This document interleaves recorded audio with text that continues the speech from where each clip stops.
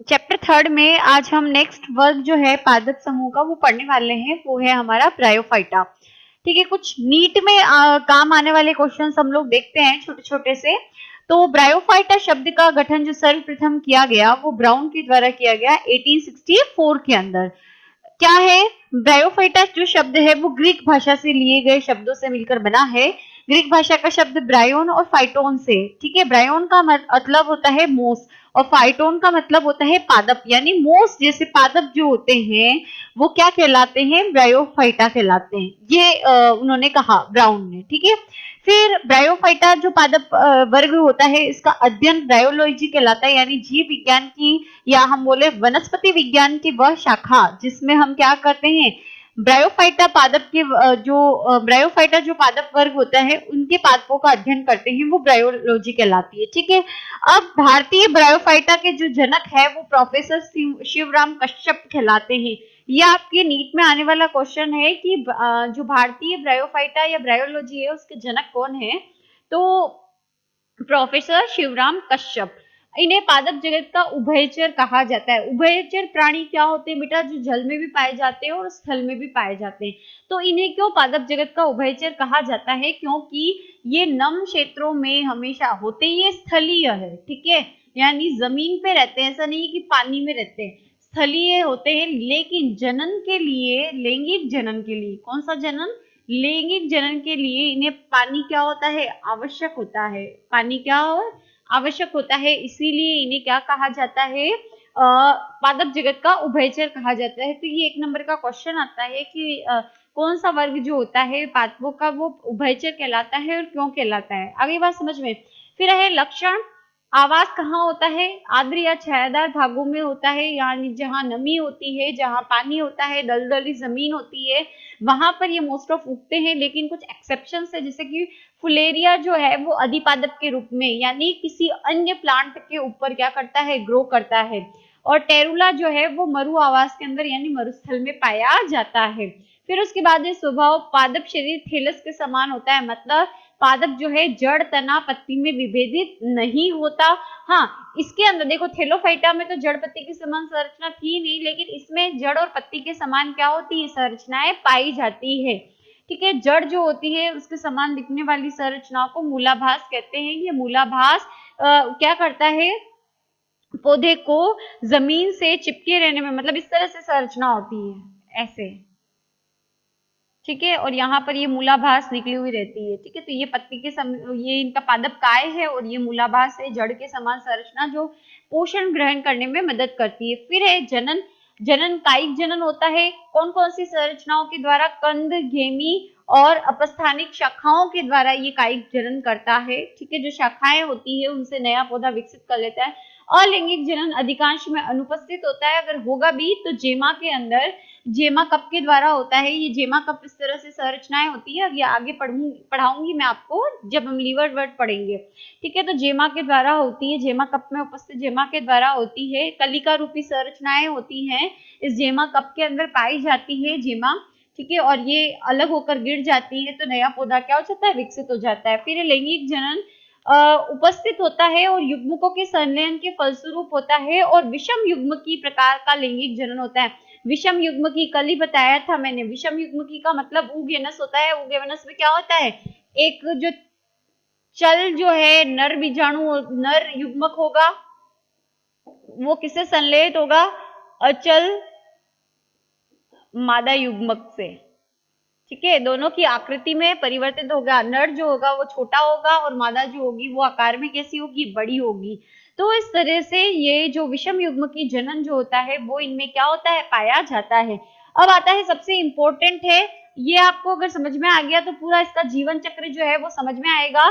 तो यदि आपको पूछ ले क्वेश्चन की लैंगिक जनन को समझाइए ब्रायोफाइटा वर्ग के पादप के, या आपको पूछ ले कि जो जीवन चक्र है ब्रायोफाइटा का उसको समझाइए, तो जो आरेख मैं अब आपको बना रही हूं वो आरेख आप देखें और समझे, आपको पूरा समझ में आ जाएगा।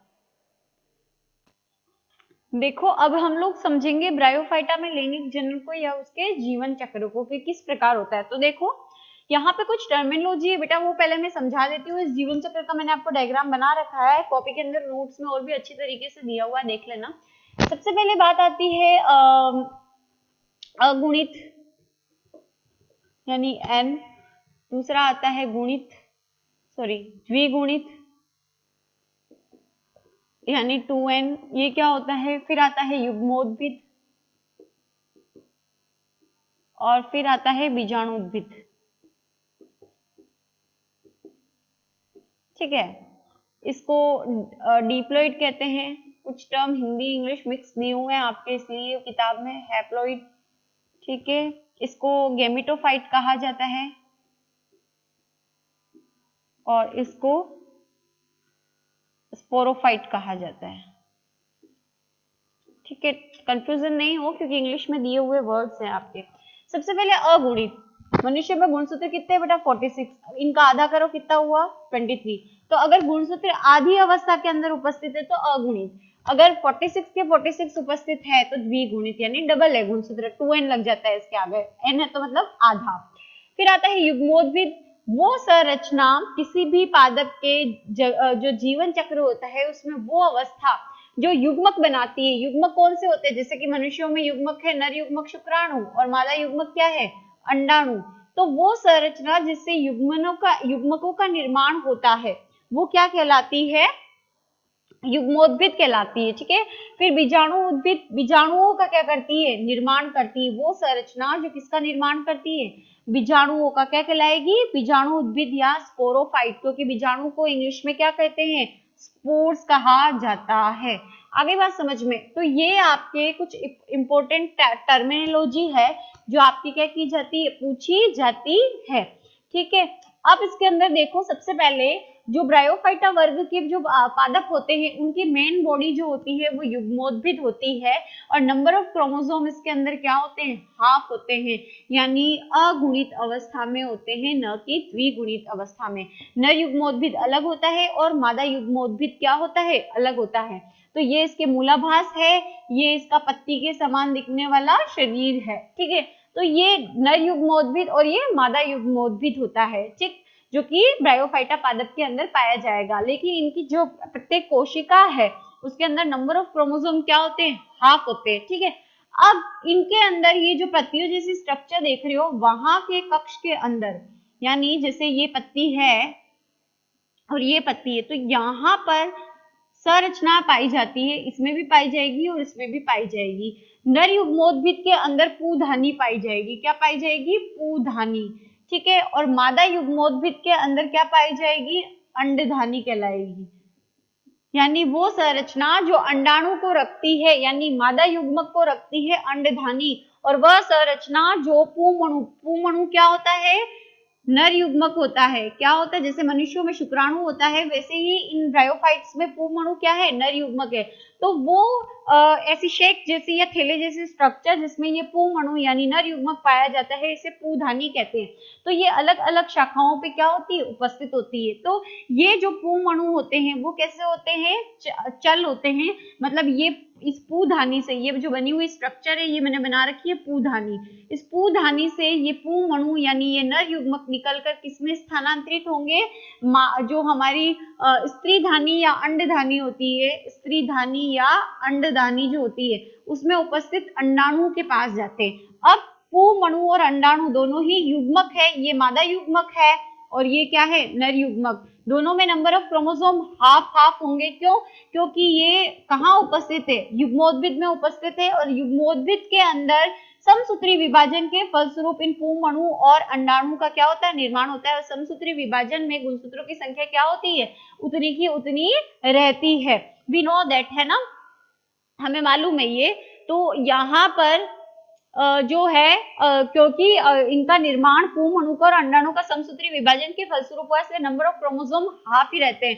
फिर इनमें निषेचन हो जाता है, मतलब अंडाणु और पुंमणु क्या हो जाते हैं मिल जाते हैं, तो क्या बनेगा युग्मनज। ठीक है, अब ये क्रिया हुई कहाँ है, ये जो मादा युग्मोद्भिद है उसके ऊपर हुई है। ठीक, कहाँ हुई है, ये मादा युग्मोद्भिद का जो शरीर है उसके ऊपर हुई है। तो ये युग्मनज जो बनता है वो कहाँ बन रहा है इस मादा युग्मोद्भिद के ऊपर ही बनेगा और ये युग्मनज आगे चलकर क्या करेगा समसूत्री विभाजन करेगा और समसूत्री विभाजन के फलस्वरूप ये तो हो गया मादा युग्मोद्भिद जो हमने अभी बनाया था। अब इसके ऊपर क्या हो जाएगा, नई संरचना विकसित हो जाएगी इस युग्मनज में विभाजन के फलस्वरूप, और उसे कहेंगे बीजाणु उद्भिद। ठीक है, और बीजाणु उद्भिद की संरचना कैसी होती है बेटा, इस तरह से होती है, ये होती है संपुटिका, जिसे कैप्सूल कहा जाता है। मैंने जो डायग्राम बना रखा है इसका अलग से मोस्ट लास्ट में, वो सही कर लेना, उसमें नामांकित मैंने इसको कुछ अलग कर दिया है। शायद इसको मैंने स्टार्क या सीटा ऐसे कुछ नाम दिया है ना, तो उसको आप सही कर लेना, सीटा नाम दिया है तो वो सही कर लेना। ठीक है, तो ये हो गया संपुटिका या कैप्सूल, ये हो गई सीटा, और नीचे वाली जो संरचना जो इसको इस युग्मोद्भिद से लगने में मदद करती है होती है, वो होते हैं पाद, या कहा जाता है फुट। ठीक है, तो ये किसकी संरचना है, बीजाणु उद्भिद की, बीजाणु उद्भिद की। ठीक है, अब यहाँ पर देखो क्या हुआ, पुंमणु में आधे गुणसूत्र थे, मादा में आधे गुणसूत्र थे, ये दोनों मिल गए तो 2n हो गए नंबर, यानी कौन सी अवस्था आ गई, द्विगुणित अवस्था प्राप्त हुई है ना, तो द्विगुणित अवस्था होती, इनमें समसूत्री विभाजन होता है, उसके फलस्वरूप क्या बनेगा, बीजाणु उद्भिद। तो इस बीजाणु उद्भिद में भी गुणसूत्र की संख्या क्या होगी, डबल होगी, 2n होगी। आगे बात समझ। फिर उसके बाद इस बीजाणु उद्भिद का ये जो संपुटिका है या ये जो कैप्सूल है, ये पूरी तरह से विकसित हो जाता है, तब इसकी कोशिकाओं में कौन सा विभाजन होता है, अर्धसूत्री विभाजन। यानी अर्धसूत्री विभाजन में गुणसूत्र की संख्या क्या हो जाती है, आधी, और जो नए नए छोटे छोटे बीजाणु बनेंगे और उनकी आकृति क्या होगी, समान, तो इनमें गुणसूत्र की संख्या क्या हो जाएगी, आधी। अब ये बीजाणु जमीन पर गिरकर अंकुरित होते हैं, इनसे जो छोटी संरचना बनती है इसको प्रोटोनिमा कहते हैं, और प्रोटोनिमा से फिर नर युग्मोद्भिद और मादा युग्मोद्भिद बन जाता है, और ये चक्र पुनः क्या होता रहता है, चलता रहता है। तो ये क्या हो गया, ये हुआ ब्रायोफाइटा में लैंगिक जन्म या ब्रायोफाइटा का क्या जीवन चक्र। अब ब्रायोफाइटा के अंदर वैसे 3 कैटेगरी होती है, लेकिन आपके सिर्फ 2 ही दे रखा है, तो हम 2 ही पढ़ेंगे। पहला है लीवरवर्ट, फिर दूसरा है मोस। तो लीवरवर्ट और मोस के यानी जो ब्रायोफाइटा वर्ग है उसको हम क्या करते हैं, 2 कैटेगरी में डिवाइड करके पढ़ते हैं, एक है लीवरवर्ट और दूसरा है मोस।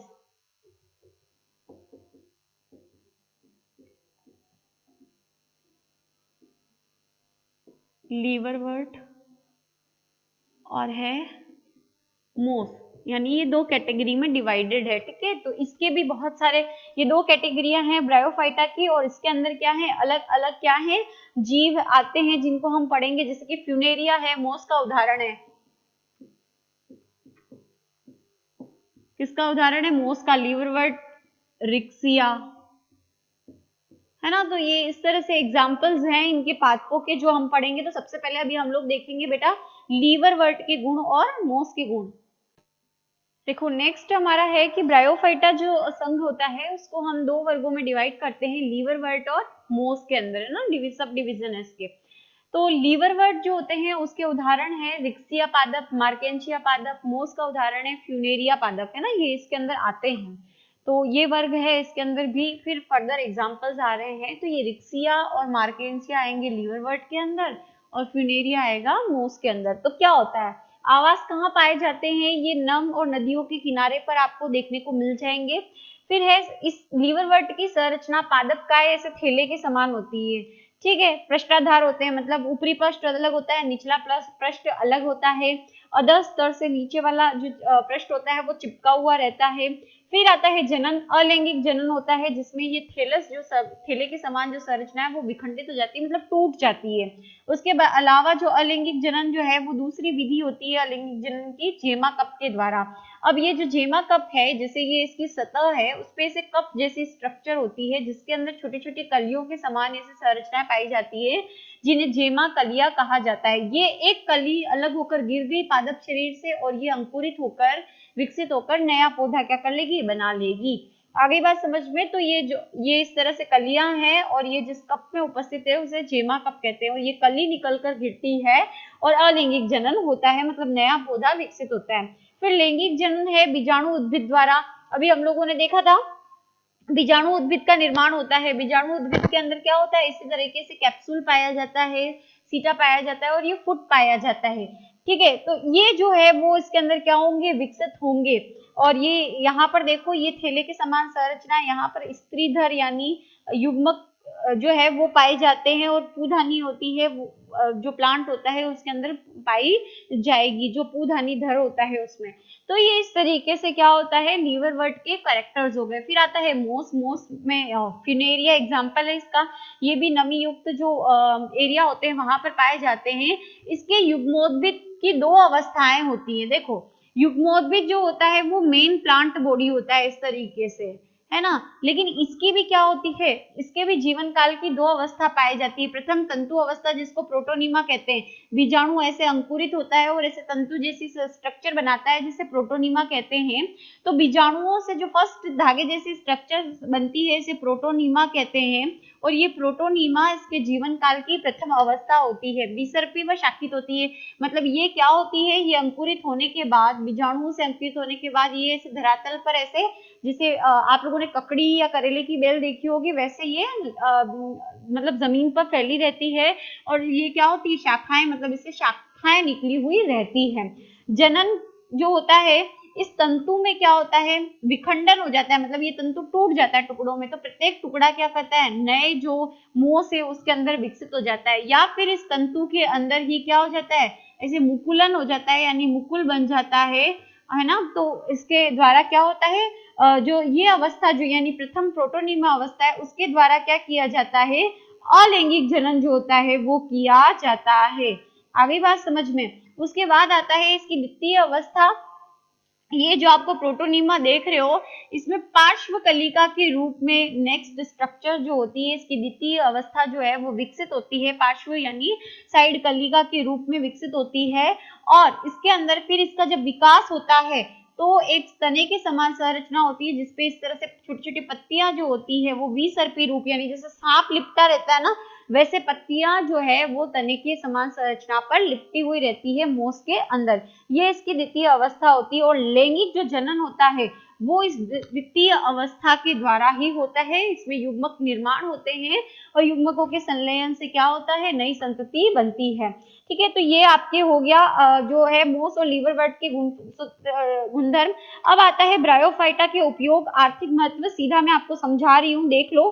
ठीक है, नोट्स के अंदर दे दिया है, उसी से समझा रही हूँ कि बेटा लिखने में बहुत टाइम लगता है, वीडियो काफी लंबा हो जाता है। ब्रायोफाइटा की उपयोगिता देखो। सबसे पहले मोस शाकाहारी स्तनधारियों पक्षियों को भोजन प्रदान करती है, यानी मोस से क्या होता है, शाकाहारी स्तनधारी जो प्राणी होते हैं उनको भोजन मिलता है। फिर स्फेग्नम जाति के सदस्य जो होते हैं, स्फेग्नम किस में आता है, स्फेग्नम मोस के अंदर ही आता है बेटा, मोस जो वर्ग है उसी के अंदर आता है। तो स्फेग्नम जैसी जो जातियां होती है मोस की, वो पीठ प्रदान करती है। पीठ क्या होता है, ये एक कोयले के समान यानी काली काली संरचना होती है, जिससे ईंधन के रूप में क्या किया जाता है, प्रयोग किया जाता है। और इसी पीठ का प्रयोग जो है पैकिंग में किया जाता है, और सजीव पदार्थों को, यानी जैसे कोई जानवर हो गए उनको अमेरिका से इंडिया में लाना है तो जिन बॉक्स में रखा जाएगा उन बॉक्स के चारों तरफ किससे पैकिंग होगी, पीठ से पैकिंग होगी, क्योंकि पीठ में पानी को रोकने की क्या होती है, क्षमता पाई जाती है। फिर है इन्होंने चट्टानों को अपघटित किया, मतलब ब्रायोफाइटा के जो सदस्य हैं मोस और लीवर, इन्होंने, यानी जमीन जब पहले पृथ्वी विकसित हुई थी तब जो सिर्फ चट्टाने ही चट्टाने थी, तो जैसे लाइकेन सबसे पहले विकसित हुई है और जो ब्रायोफाइटा पादप है जो विकसित हुए हैं, उन्होंने क्या किया, इन चट्टानों को अपघटित कर दिया। अपघटित मतलब तोड़ दिया। चट्टान टूटेगी तो क्या बनेगी, मिट्टी बनेगी, तो अपघटित होने से क्या हो गई, मिट्टी बनी, और ऐसा वातावरण बन गया जिससे उच्च कोटि के क्या हुए, पौधे विकसित हुए। तो ये काम इन्होंने किया। फिर आता है ये मृदा अपरदन को रोकते हैं, क्योंकि मोस मिट्टी पर अपनी सघन परत क्या कर लेते हैं, यानी जैसे मिट्टी है, मिट्टी पर इस तरह से पूरा जम जाएंगे। ठीक है, तो मोस जम जाते हैं, जिससे वर्षा की बौछार मृदा को हानि नहीं पहुंचाती और मृदा का कटाव नहीं होता, मृदा अपरदन नहीं होता। तो ये ब्रायोफाइटा की उपयोगिता हो गई। ये ब्रायोफाइटा आपका कंप्लीट होता है। इसके बाद हम लोग पढ़ेंगे टेरिडोफाइटा।